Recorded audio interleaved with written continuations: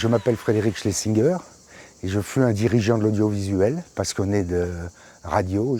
Ma vie est une histoire de passion. Ma première passion, ça a été la moto. Ma deuxième passion, la musique. Et ma troisième passion, la radio. Et d'ailleurs, j'ai démarré à la radio à 7 ans, m'associant avec un Sétois qui avait une radio. Et puis de là, je suis parti à Paris. Puis j'ai dirigé les télévisions comme MCM Africa. Et puis je suis passé ensuite à la radio parlée en dirigeant France Inter, puis en dirigeant Radio France Europe. J'ai découvert 7 parce que ma mère a été nommée à 7. Elle était psychanalyste et responsable d'un établissement pour enfants handicapés. Et je suis arrivé à 7, j'étais tout petit. Mais j'ai été séduit par 7 et je me suis toujours senti sétois. On est de là où on se sent être. Et je me sens être d'ici. Quand j'étais gamin à 7, j'avais 13 ou 14 ans. Pour me payer ma première mobilette, j'étais d'une famille plutôt modeste, français très moyen.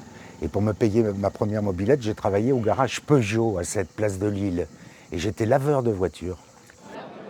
J'ai été très surpris par les Sétois, par leur accent, par leur verve, par leur verbe. C'est un pays, c'est une île, on l'appelle bien l'île singulière, totalement séduit. Une immense tendresse pour cette ville.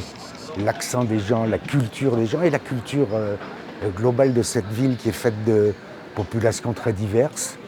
Beaucoup de gens très modestes et pauvres, c'est lié au port, c'est lié à l'émigration des Italiens au début du XXe siècle, c'est lié à l'arrivée des Pieds Noirs dans les années 60, c'est lié à tous ces artistes, c'est lié à Paul Valéry, c'est lié à Jean Vilar, c'est lié à Brassens.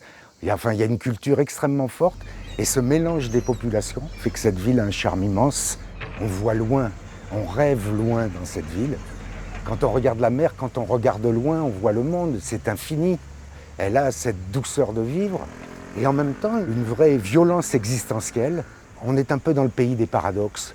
Je définis le paradoxe comme étant un élastique qu'on tire des deux côtés et c'est au centre de cet élastique qu'il y a énormément d'énergie. Et Sète, pour moi, c'est une ville paradoxale avec toute cette énergie.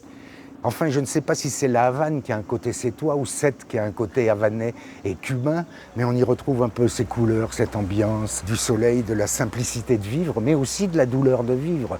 Tout ça se mixe et ça fait le charme extrême de cette ville.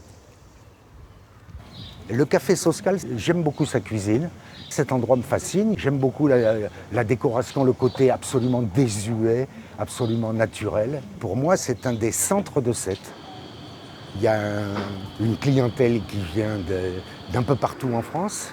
Et en même temps, on est dans un quartier pauvre, mais on est dans le quartier de la lumière, on est dans le quartier des contrastes. Et on est dans le quartier de Musquet-Bouchon. Musquet-Bouchon qui était quand même une figure du port. Alors il y a 1000 histoires sur Musquet-Bouchon. Il y a 1000 histoires vraies et 1000 histoires qui sont brodées.